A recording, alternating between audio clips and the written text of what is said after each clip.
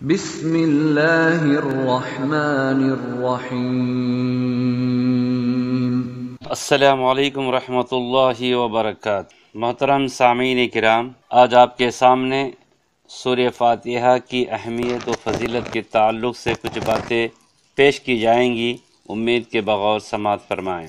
اللہ رب العالمین سورہ ہجر میں 80 نمبر کی آیت میں ارشاد فرماتے ہیں: وَلَقَدْ آتَيْنَاكَ سَبْعًا مِّنَ الْمَثَانِي وَالْقُرْآنِ الْعَظِيمِ، اور بے شک ہم نے آپ کو 7 آیتیں سورہ فاتحہ جو نماز میں دہرا کر پڑھی جاتی ہیں اور عظمت والا قرآن عطا فرما دیا ہے۔ اس سورت کو فاتحہ اس لیے کہا جاتا ہے، اسے قرآن مجید کے آغاز میں لکھا جاتا ہے۔ اس کے علاوہ نمازوں کے شروع میں قرأت کی ابتدا اس سے کی جاتی ہے، اور یہ سورت مکی ہے۔ اس کے کئی نام ہیں۔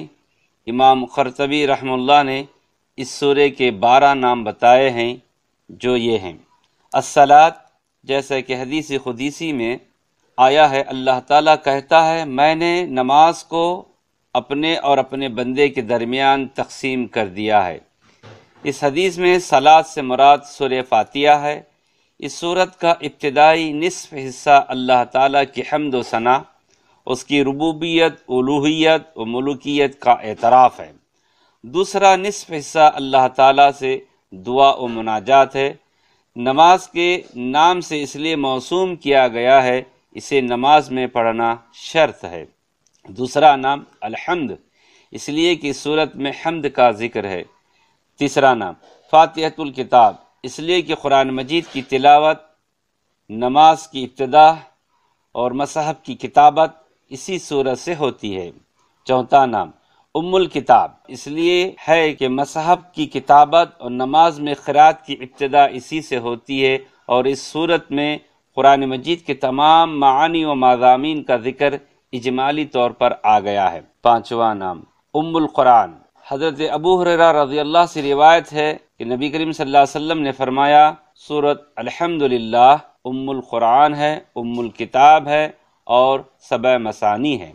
چھٹا نام السبع مثانی، اس لیے کہ یہ سورت 7 آیتوں پر مشتمل ہے۔ نماز کی ہر رکعت میں ان آیتوں کا اعادہ ہوتا ہے۔ ساتواں نام قرآن العظیم، اس لیے کہ اس میں تمام قرآنی علوم کا ذکر کیا گیا ہے۔ قرآن کی تعلیمات، عقیدہ، عبادت، طرز زندگی، نیک و بد لوگوں کے کردار، ان کے انجام کے قصوں پر مشتمل ہیں، اور یہ ساری باتیں سورہ فاتحہ میں بیان کی گئی ہیں۔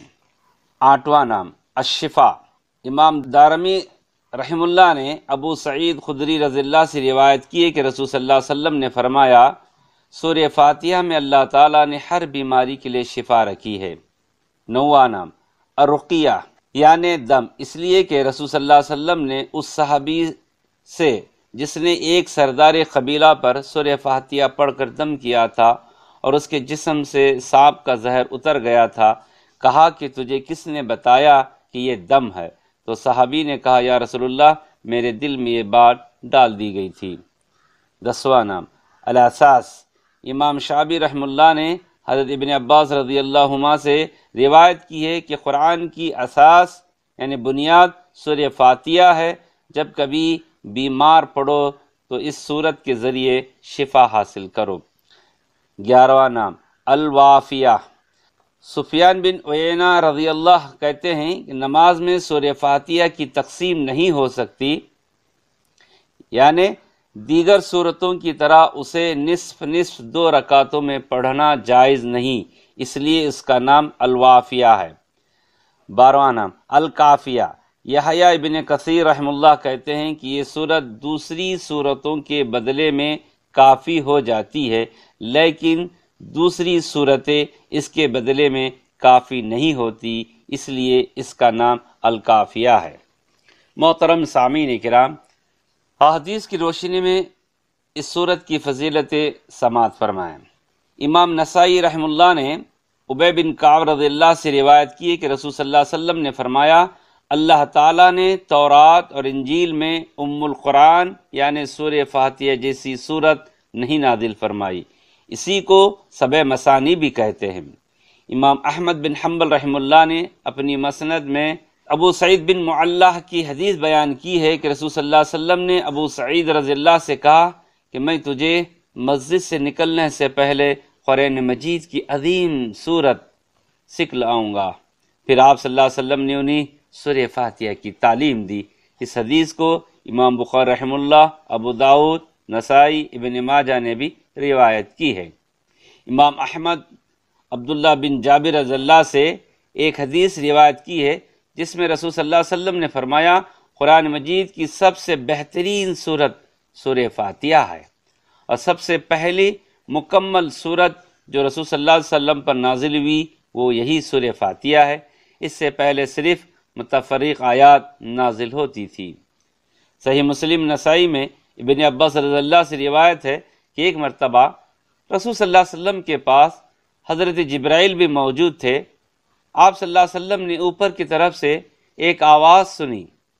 حضرت جبرائیل نے بھی اپنی نظر آسمان کی طرف اٹھائی اور کہا، آسمان کا ایک ایسا دروازہ کھلا ہے جو آج تک کبھی نہیں کھولا گیا۔ اس دروازے سے ایک فرشتہ اتر کر رسول صلی اللہ علیہ وسلم کی خدمت میں حاضر ہوا اور اس نے کہا، آپ صلی اللہ علیہ وسلم کو بشارت ہو، مبارک ہو کہ آپ کو 2 ایسے نور دیے گئے ہیں جو آپ سے پہلے کسی نبی کو نہیں دیے گئے تھے۔ ان میں سے ایک سورہ فاتحہ ہے اور دوسرا سورہ بقرہ کی آخری آیات ہے۔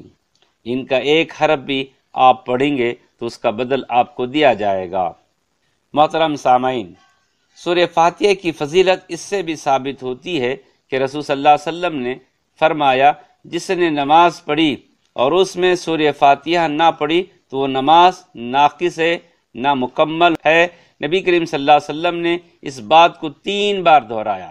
اس حدیث میں یہ بھی آیا ہے کہ اللہ تعالیٰ نے فرمایا، میں نے نماز یعنی سورہ فاتحہ کو اپنے بندے کے درمیان تقسیم کر دیا ہے، میں اپنے بندے کو وہ دے دیتا ہوں جو وہ مانگتا ہے۔ رواہ مسلم۔ قرآن مجید اور سورہ فاتحہ کے درمیان حقیقی تعلق کتاب اور اس کے مقدمے کا سا نہیں بلکہ دعا اور جواب دعا کا سا ہے۔ سورہ فاتحہ ایک دعا ہے بندے کی جانب سے، اور قرآن مجید اس کا جواب ہے اللہ تعالیٰ کی جانب سے۔ بندہ دعا کرتا ہے، اے پروردگار میری رہنمائی کر، جواب میں اللہ تعالیٰ پورا قرآن مجید اس کے سامنے رکھ دیتا ہے کہ یہ ہے وہ ہدایت، وہ رہنمائی جس کی درخواست تو نے مجھ سے کی ہے۔ محترم سامعین کرام، تمام نمازوں میں سورہ فاتحہ کا پڑھنا واجب ہے، چاہے امام ہو یا مقتدی یا اکیلا نماز پڑھنے والا ہو۔ حضرت ابو ہریرہ رضی اللہ کی حدیث ہے، رسول صلی اللہ علیہ وسلم نے فرمایا، جس نے کوئی نماز پڑھی اور اس میں سورہ فاتحہ نہ پڑھی تو وہ نماز ناقص ہوگی۔ آپ صلی اللہ علیہ وسلم نے یہ بات 3 بار دہرائی۔ ابو ہریرہ رضی اللہ سے کہا گیا، ہم لوگ تو امام کے پیچھے ہوتے ہیں، تو انہوں نے فرمایا، دل میں پڑھ لیا کرو، کیونکہ میں نے رسول صلی اللہ علیہ وسلم کو کہتے سنا، اللہ تعالیٰ نے کہا ہے کہ میں نے نماز یعنی سورہ فاتحہ کو اپنے اور اپنے بندے کے درمیان تقسیم کر دیا ہے، الی آخر الحدیث۔ حضرت عبادہ بن صامت رضی اللہ کی حدیث ہے، رسول صلی اللہ علیہ وسلم نے فرمایا، اس شخص کی نماز نہیں ہوتی جو سورہ فاتحہ نہیں پڑھتا، متفق علیہ۔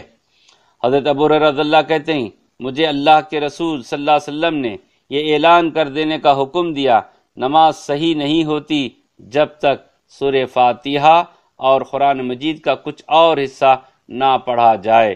رواہ ابو داؤد۔ صحیح ابن حبان میں ابو ہریرہ رضی اللہ سے روایت ہے کہ رسول صلی اللہ علیہ وسلم نے فرمایا، وہ نماز کافی نہیں ہوتی جس میں ام القرآن یعنی سورہ فاتحہ نہ پڑھی جائے۔ محترم سامعین، اس موضوع کی اور بھی بہت سی احادیث ہیں، لہذا ہر نمازی کے لیے واجب ہے کہ وہ خواہ امام ہو یا مقتدی یا اکیلا نماز پڑھ رہا ہو، تمام نمازوں کی ہر رکعت میں سورہ فاتحہ پڑھے، اس کے بغیر چارہ کار نہیں۔ لہذا ہم تمام کو ان باتوں پر عمل کرنے کی ضرورت ہے۔ اللہ تعالیٰ سے دعا ہے کہ اللہ تعالیٰ ہم تمام کو عمل کی توفیق عطا فرمائے، آمین یا رب العالمین۔ السلام علیکم ورحمۃ اللہ